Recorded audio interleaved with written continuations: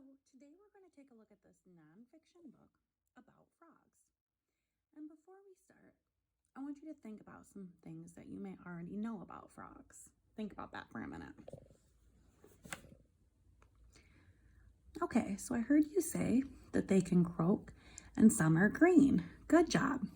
And have you ever seen a frog before in real life? If you have, where have you seen one? By a lake. Okay, good. So before we get started with the book also, let's take a look at the cover.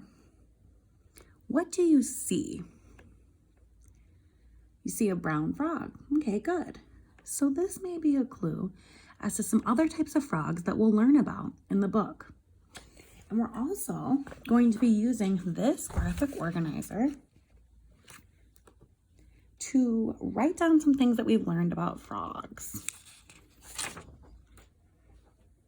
So I'm going to read the first few pages with you, and then I'll let you finish on your own, and you can show me your completed graphic organizer. Okay, so you see the title of our book is Frogs. It is by Elizabeth Carney, and it is a scholastic book. We have a lot of those in our library. When we open it up, we see the table of contents, which will tell you certain things that are on specific pages. Like if you look at page 12, you'll find out about frog food. Here's the first picture of a frog I see. That is a Pacific chorus frog. Splish, splash. What is that sound? What is hopping and jumping around? What loves to swim? What loves to eat bugs? It's a frog. Can you hop like a frog? You can get up and show me how you can hop like a frog by your desk. Good job.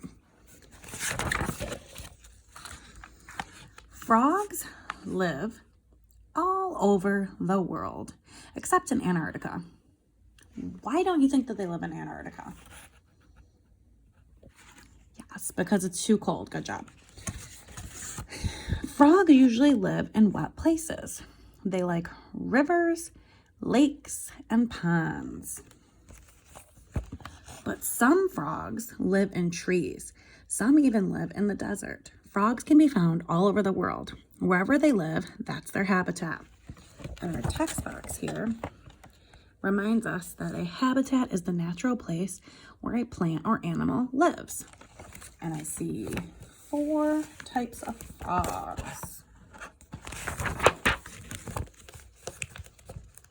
Croak. Look at this frog croaking. Some frogs' throats puff up when they make sounds. Each type of frog makes its own sound. See it croaking and puffing up. This is a lake frog. The coqui frog is named after the sound it makes. It sounds like coqui. This frog is the size of a quarter, and that's pretty small if you think about a quarter. Even small frogs can make loud noises. Again, in our text box, it says ribbit, the deep hoarse noise that a frog makes. Everybody make a ribbit noise. Ribbit, ribbit.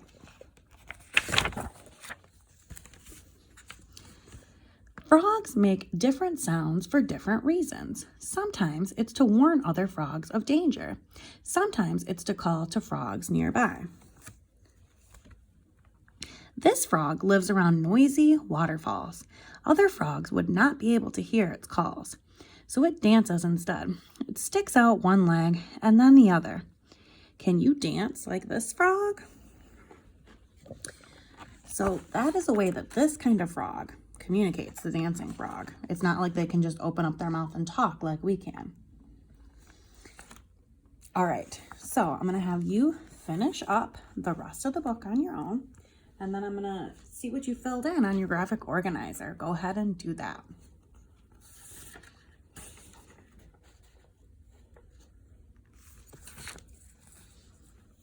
Okay, let's see what you got here. So I see that you wrote, frogs usually live in wet places, like rivers, lakes, and ponds. They can be found all over the world. The smallest frog is as big as a fingernail, and the largest frog is as big as a rabbit. So I want you to think about that. There's my fingernail. That's pretty small for a frog. You might not even notice it when you're out somewhere. You also wrote that they can be green, brown, red, yellow, orange, and blue. Some have stripes or spots. And then I see that you wrote bright colored frogs are poisonous. Let's open up the book and look for an example of some of those colored frogs.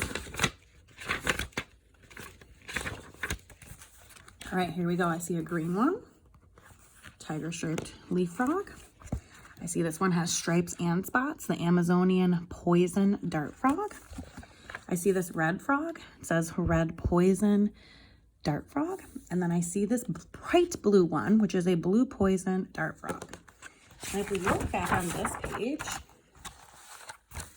it kind of shows that even though these frogs, like this one, the poison dart frog, the yellow banded poison dart frog, and the poison dart frog, even though they look like they're cool colors and they look pretty, these frogs actually have poisons in their skin. And the reason that they are these bright colors is for it to warn enemies so that they don't eat them. So that's kind of why that they have those fun colors, is it's actually a warning. And then also, if you look back at this text box, it shows that poison is something that can kill or hurt living things. So if we were to see these kinds of frogs out somewhere, we would not want to touch these frogs.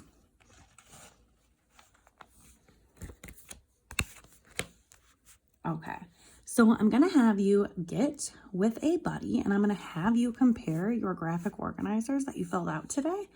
And I'm going to see if compare with your partner. So see if you didn't write something down that they did, if there was something that interested your partner that maybe you forgot about from the book, or, compare what you learned that was new today. Good job.